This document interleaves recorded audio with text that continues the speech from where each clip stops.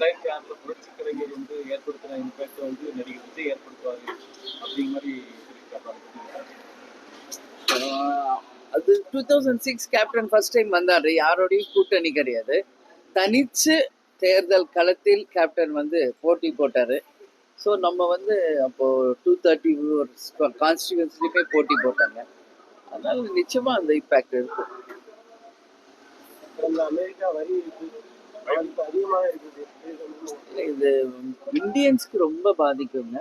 Especially export import செய்கிறவங்களுக்கு, business பீப்புளுக்கு இது ஒரு மிகப்பெரிய ஒரு பாதிப்பை உண்டாக்கும்.